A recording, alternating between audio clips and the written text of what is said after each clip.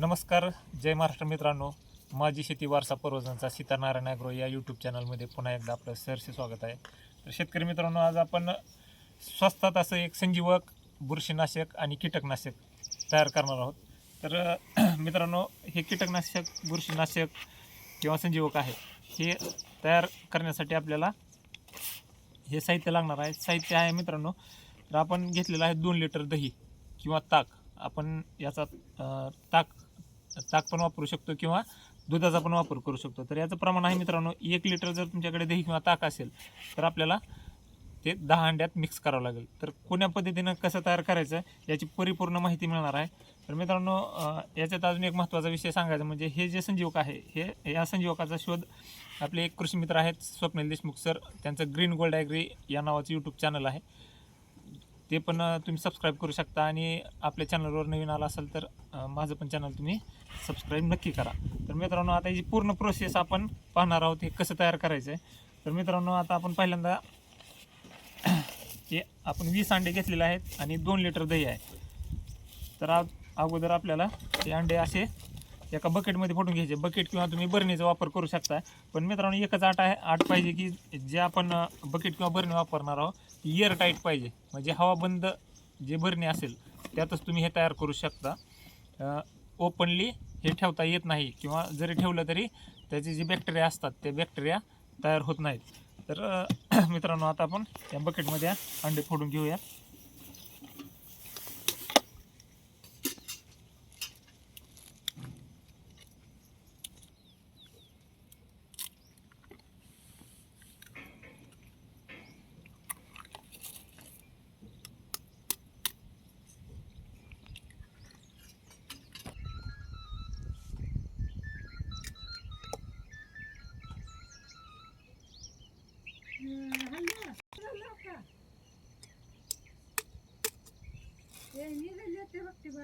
थांब जरा. तर मित्रांनो, अशा प्रकारे आपण हे 20 अंडे या बकेटमध्ये मिक्स करून घेतलेले आहेत, पाहू शकताय. तर ते ही पूर्ण असं फेटायचे मित्रांनो आपल्याला.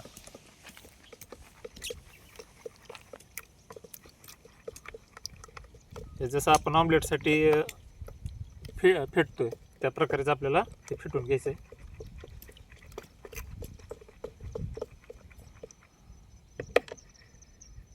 त्यानंतर मित्रांनो, आपल्याला हे जे ताक किंवा दही जे आपल्याकडे अवेलेबल आहे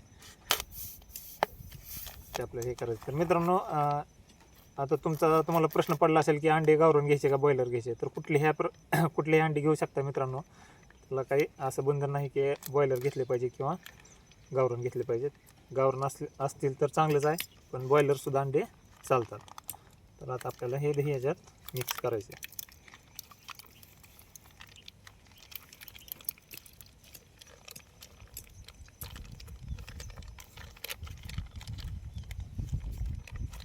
मित्रांनो, प्रमाण लक्षात ठेवा. 1 लिटर ताक किंवा दही असेल तर आपल्याला त्यासाठी 10 अंडे घ्यायचे आहेत.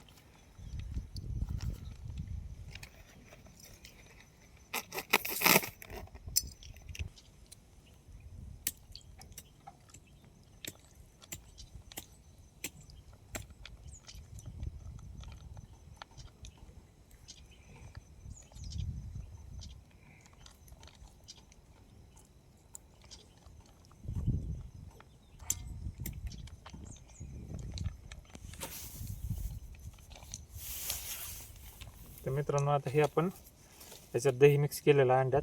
तर हे पण चांगल्या प्रकारे आपल्याला मिक्स करून घ्यायचं आहे.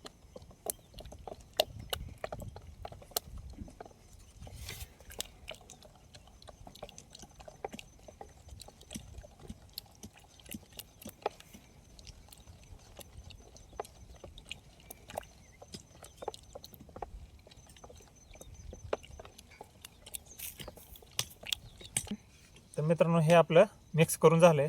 तर आता तुम्ही म्हणसाल की हे लगेच तयार झालं का. तर हे मित्रांनो तयार झालेलं नाही. तर यासाठी 7 ते 8 दिवसाची प्रोसेस लागते मित्रांनो. तर आपल्याला हे 7 ते 8 दिवस असे हे पॅक करून ठेवायचे, जेणेकरून याच्यात गॅस तयार होईल. तर मित्रांनो, असं पॅक करून ठेवायचं.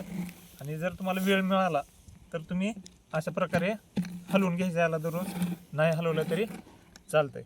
तर मित्रांनो दुसरा प्रश्न असा आहे की हे 7 दिवसानंतरच वापर करायचा का याचा?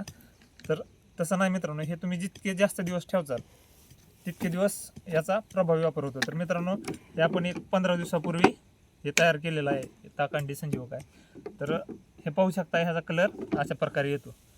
तर मित्रांनो ह्याचा वापर कसा करायचा? तर याचा वापर आपण ड्रीप आणि स्प्रे किंवा ड्रिंचिंग या तिन्ही प्रकारे करू शकतो.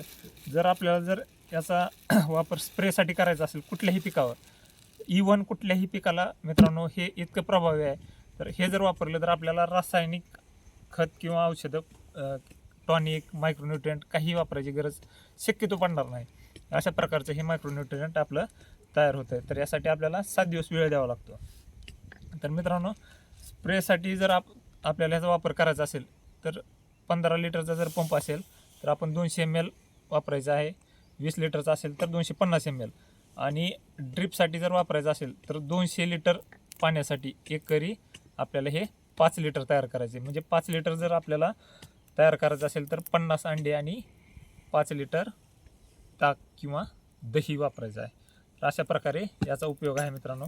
तर मित्रांनो तुम्हाला याचा रिझल्ट जर पाहायचा असेल तर माझ्या पाठीमागे हा झेंडू आहे, पाहू शकता तुम्ही झेंडू. आता ह्या झेंडूला कंप्लीट त्याचं म्हणजे फुल चालू होऊन 3.5 महिने झालेला मित्रांनो. तरी पण पाहू शकताय आता हा प्लॉट आपण सोडून दिल्याच्या हिशोबात होता, पण फक्त एकदा ड्रिपनं आपण ताकांडी आणि एक स्प्रे केलेला आहे. तरी पण तुम्ही फुलांची संख्या वगैरे पाहू शकताय कशा प्रकारची आहे. तर मित्रांनो याला विशेष म्हणजे पाणी वगैरे सगळं बंद केलेलं आपण या झेंडूला, तरीसुद्धा ताक आणि अंडी या संजीवकाचा वापर कशा प्रकारे होतो हे आपण पाठीमागे झेंडूवर पाहू शकताय तुम्ही. तर मित्रांनो चॅनलवर नवीन आला असाल आणि जर व्हिडिओ आवडला असेल तर चॅनलला सबस्क्राईब करा, व्हिडिओला लाईक आणि कमेंट करून नक्की सांगा. धन्यवाद.